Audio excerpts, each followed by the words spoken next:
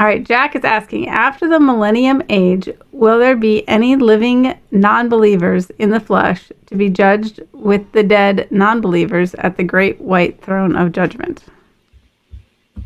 So we have been getting a lot of questions about the millennium. That's the 1,000 years that come after Jesus has his second coming. And so are there going to be people on the earth? And the answer is going to be, during the millennium, no. And we could see that first from Revelation 19. And if we jump to verse 20, it says, and the beast, everybody talks about the mark of the beast, that beast, it was seized, and with him the false prophet who performed signs in his presence, by which he deceived those who had received the mark of the beast, and those who worshipped his image. These two were thrown alive into the lake of fire, which burns with brimstone, and the rest were killed with the sword which came from the mouth of him who sat on the horse, and all the birds were filled with their flesh.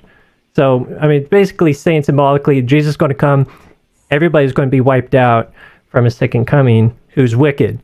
Jesus will gather his righteous, but the wicked will be wiped out, and all the birds are going to feast on him. This is called the Feast of Birds, and we always talk about how in Revelation there's a God version of something and a Satan version or a wicked version of something. And so you have the Feast of the Lamb, the wedding feast of the Lamb that the righteous get, and the wicked are feasted on in Revelation.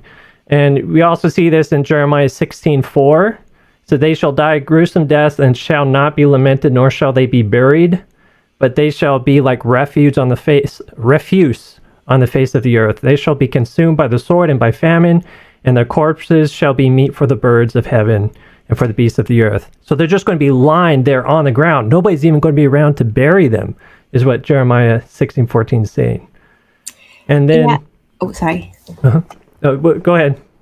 No, I was just going to say... in the question, they're asking if anybody's alive after the millennium. And I don't know if you were going to jump into that, or if you wanted me to say a quick word. So, if we want to answer that part, then we jump to Revelation 20. Thank you, Dina. Yeah, no worries.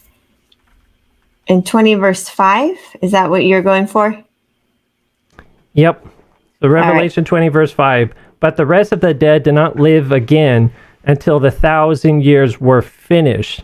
This is the first resurrection. And actually by this time, all the righteous are still alive. So now we're just talking about what's going on with the wicked who were not received. And if we scroll down further in Revelation, it talks about Revelation 20:13 says, the sea gave up the dead who were in it, and death and Hades delivered up the dead who were in them, and they were judged, each one according to the works.